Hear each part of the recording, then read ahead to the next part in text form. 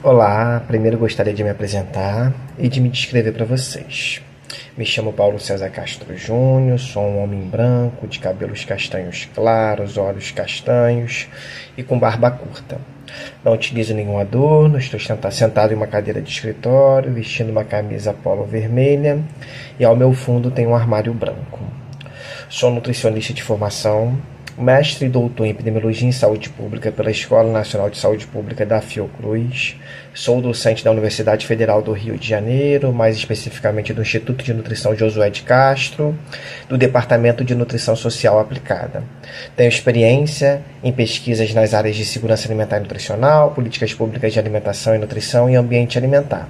E atualmente coordeno o projeto de extensão Papo de Comida, que busca promover ações de promoção da alimentação adequada e saudável em diferentes territórios do município do Rio de Janeiro, assim como realizar ações de advocacy para a reivindicação de políticas públicas que garantam o direito humano à alimentação adequada. Quero agradecer aqui o convite, dizer que é um prazer estabelecer um diálogo com vocês, especialmente a respeito do tema de publicidade de alimentos, que é um assunto tão importante de ser discutido e problematizado. Gostaria de iniciar nossa conversa, discutindo um pouquinho, contextualizando a minha visão sobre a publicidade de alimentos. Então, ações de publicidade, de comunicação mercadológica fazem parte do cotidiano das pessoas, isso está claro, está visto. Podemos apontar que essas ações acontecem em diferentes variações, de diferentes formas, como anúncios impressos, comerciais televisivos, spots de rádio, em banners na internet, embalagens, promoções, merchandising, dentro de jogos, ações pagas em redes sociais, nas diferentes redes sociais, no YouTube, no Instagram, no Facebook, no TikTok. Então a gente tem uma diversidade de ações que a gente pode classificar como ações de publicidade e de comunicação mercadológica.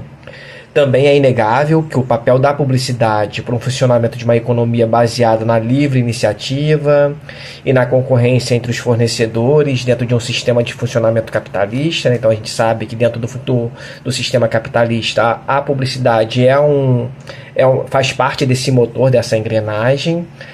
Para alguns comunicadores, eles alegam ainda que a publicidade é importante para que os consumidores possam receber informações sobre diferentes produtos e serviços oferecidos no mercado e, a partir disso, conseguir fazer as suas escolhas ou as melhores escolhas.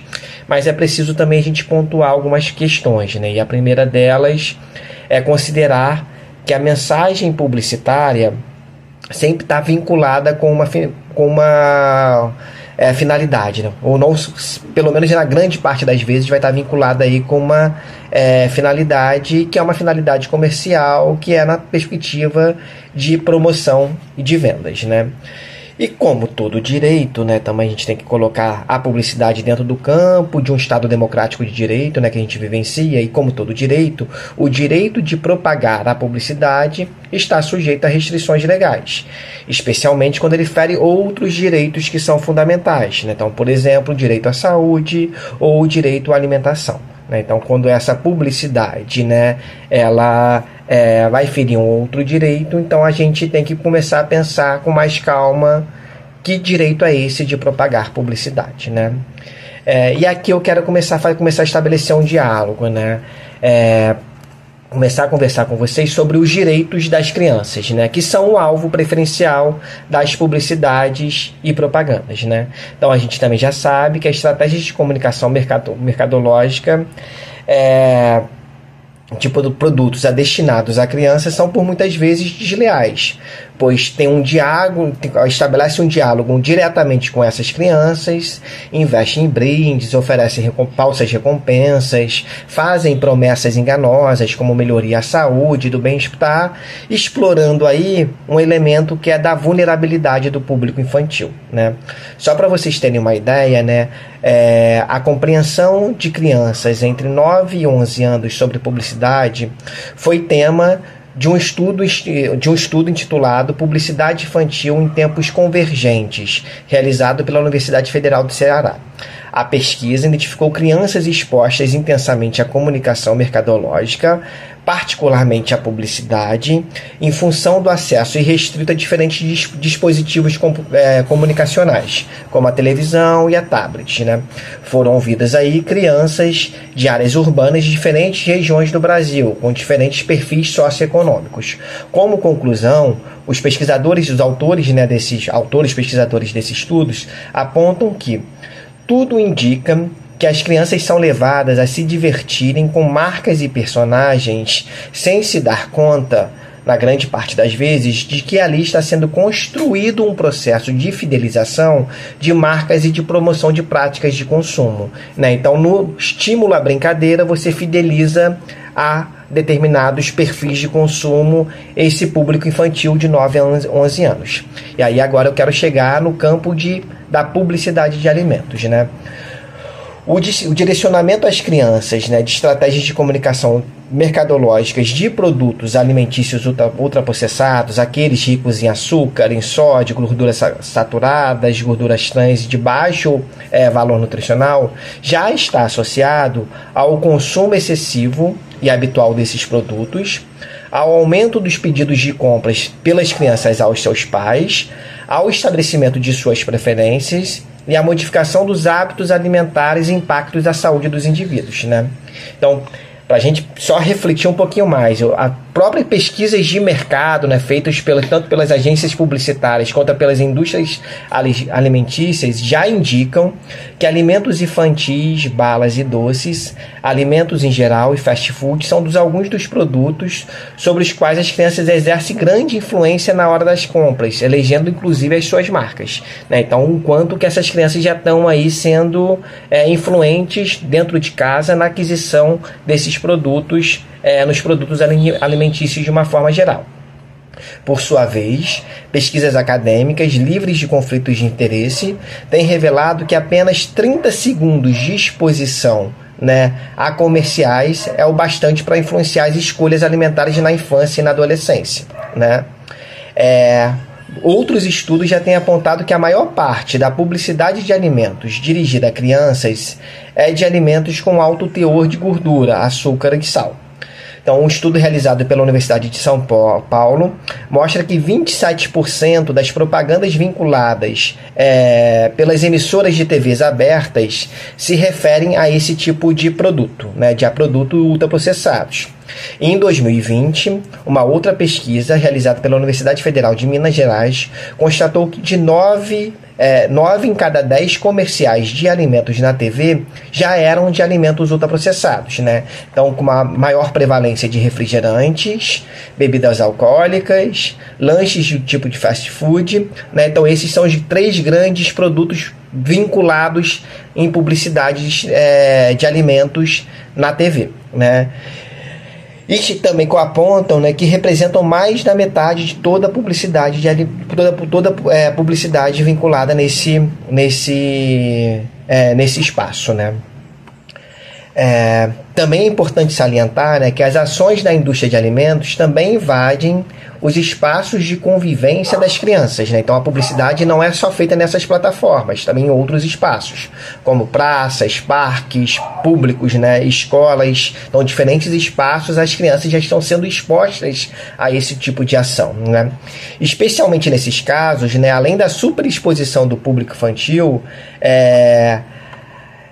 a marcas e produtos, né, como, por exemplo, lanches, biscoitos, bolinhos, bebidas açucaradas, né? As indústrias vão tentando colocar ali uma associação desse produto com uma perspectiva de entretenimento, de diversão, né? Numa perspectiva de mostrar já uma outra característica de fidelização desse produto no decorrer da vida da criança, né? E não é surpresa que estudos recentes apontam que as preferências alimentares de crianças são dominadas por produtos ultraprocessados, especialmente guloseimas, e também apontam que 85% dos pais já reconhecem que as peças publicitárias influenciam a escolha alimentar dos seus filhos, né? Que tem um grande papel na escolha alimentar da própria casa, né? Então, nesse nosso diálogo, nessa primeira parte do diálogo, apresentei para vocês que o direcionamento às crianças de estratégias de comunicação mercadológica, né, de produtos alimentícios ultraprocessados, já está associado ao ao consumo excessivo e habitual desses produtos ultraprocessados, ao aumento dos pedidos de compra, o estabelecimento de preferências e as modificações de hábitos alimentares, né, o que vai gerar impactos à saúde, né? Então, a publicidade de alimentos, também, especialmente de ultraprocessados, também tem sido apontado como um componente importante de um ambiente alimentar obesogênico, ou seja, aquele que favorece a obesidade, né? Vale destacar que os níveis de obesidade na população, inclusive a infantil, têm aumentado de forma relevante, né? E essa condição tem sido apontada como uma das principais causas do aumento de doenças crônicas não transmissíveis. Por conta disso, né, desde o início dos anos 2000, organismos internacionais têm incentivado os países a construírem normas que regulam a publicidade de alimentos dirigido ao público infantil, né? Então, a Organização Mundial de Saúde, a Organização Pan-Americana da Saúde e a Unicef já reconhece que toda e qualquer estratégia de marketing de alimentos ultraprocessados destinados a crianças e adolescentes é uma questão de saúde pública, e que, em razão da vulnerabilidade do público e da crescente pandemia da obesidade, é necessário que os países protejam as crianças da publicidade de alimentos não saudáveis, especialmente dos alimentos ultraprocessados, né? Então, no Brasil, o arcabouço jurídico existente, né, orientado especialmente pelo comando constitucional, né, da priorização absoluta da proteção da criança, já indica a ilegalidade da prática de publicidade de alimentos destinada ao público infantil, em razão da sua dupla abusividade, né? Uma primeira abusividade, né, que explora a deficiência de julgamento, né, e a experiência desse público, e uma segunda abusividade que estimula e fomenta hábitos alimentares que são prejudiciais à saúde, né? Ainda que sejam importantes as medidas específicas sobre a regulação de publicidade de alimentos, como, por exemplo, a construção de uma lei específica sobre, né, a prática de publicidade de qualquer produto ou serviço ao público infantil já pode ser considerada ilegal no Brasil, né? Então, assim, a publicidade infantil de alimentos e bebidas também já pode ser considerada uma prática proibida, né? As empresas do setor a ser regulado, né, especialmente a de alimentos ultraprocessados e do setor de publicidade de marketing, alegam que esse princípio, né, que essas ações regulatórias interferem na liberdade individual de escolha dos indivíduos e, por isso, defendem uma autorregulação, né? Um exemplo desse pensamento está refletido na própria atuação do CONAR, né, que é o Conselho Nacional de Autorregulação de Publicidade. Um dos problemas da autorregulação é que o Conselho atua na maioria das vezes apenas quando é provocado, quando existe uma denúncia. E um outro problema, ele é lento na escolha dos relatores para fazer análise dessas denúncias, e na sua natureza, né, de só ser provocado depois da ocorrência do caso, essa ação sempre vai ser posterior à ocorrência do problema, né? E, finalmente, quando vai ter algum tipo de pronunciamento do CONAR, a campanha publicitária, por muitas vezes, já nem está sendo mais vinculada, né? Então, assim, cabe lembrar também que o Conselho é mantido pela contribuição dessas principais entidades de publicidade brasileira e de suas filiadas. Então, ele é mantido pelas agências publicitárias, por exemplo, que está recebendo ali um recurso para fazer a publicidade e a propaganda, né? E vou destacar aqui um contraponto a essa defesa dessas indústrias de publicidade, essas indústrias de alimentos, né? Vou fazer aqui esse contraponto, que cabe destacar que a Constituição Federal, ela não confere liberdade absoluta à comunicação social de caráter comercial, né? Menos ainda para a expressão liberdade absoluta para a expressão publicitária, que possa impactar de alguma forma o desenvolvimento da criança, cujos direitos, né, devem ser assegurados como prioridade absoluta. Então, a nossa Constituição defende que a criança é prioridade absoluta. Então, o direito à publicidade não pode ferir o direito à criança, o direito das crianças, né? Então, nesse sentido, né, o entendimento da proibição da publicidade infantil, inclusive de alimentos e bebidas no Brasil, parte de uma interpretação da Constituição Federal de 88, do Estatuto da Criança e do Adolescente, da Convenção das Nações Unidas sobre Crianças e Adolescentes, do Código de Defesa do Consumidor e da Resolução 163, né, de março de 2014, do Conselho Nacional dos Direitos da Criança e do Adolescente, que é o CONADA. Tanto a Constituição Federal de 88 como os diferentes dispositivos do ECA estabelecem o dever da família, da sociedade, do Estado de assegurar com absoluta prioridade à criança os direitos à vida, à saúde, à alimentação, à educação e outros direitos dessa criança, né? E também determina que todas as crianças devem ser protegidas, né?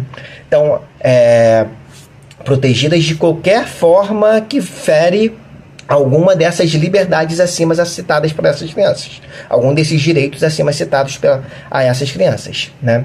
Então, assim, no Brasil, a legislação já determina que o direcionamento de publicidade à criança de qualquer bem, em qualquer meio ou veículo de comunicação, é uma prática abusiva e, portanto, ilegal, o que foi confirmado em decisão do Superior Tribunal de Justiça e um caso específico envolvendo uma publicidade de um produto alimentício. Então, já colocou o Superior Tribunal de Justiça, já deu uma sentença falando que a publicidade de alimentos destinada ao público infantil é uma ilegalidade, né? Então, nesse sentido, né, proteger a saúde da criança é fundamental, e isso envolve não apenas seus aspectos físicos, mas também psíquico, né, nessa perspectiva de exposição a esse ambiente que ela está posta, né? Isso significa, por outro lado, o cumprimento das leis atualmente vigentes, então essas que eu citei, por exemplo, e na efetiva fiscalização pelos órgãos públicos competentes na defesa dos direitos da criança e dos consumidores, e, por outro lado, a elaboração de regras mais específicas, né, fundamentadas nesses arcabouços jurídicos que eu apresentei para vocês também mais acima, né? Lembrando sempre que o olhar prioritário deve estar sempre na criança e no seu peculiar processo de desenvolvimento. Mas para que esses avanços aconteçam, né, é fundamental a sensibilização de todos os atores da sociedade. E esse espaço aqui de debate, essa troca que a gente está tendo, é um caminho para estabelecer esse diálogo, né? Assim, quero agradecer a oportunidade de debater com vocês tanto a nocividade da publicidade de alimentos, quanto a ilegalidade dessa publicidade destinada ao público infantil, né? Para saber mais sobre o assunto, né, convido vocês a visitarem o site do Observatório de Publicidade de Alimentos, né, que é uma iniciativa de organizações que compõem a Aliança pela Alimentação Adequada e Saudável, né? Novamente agradeço o convite, um forte abraço a todos e até mais.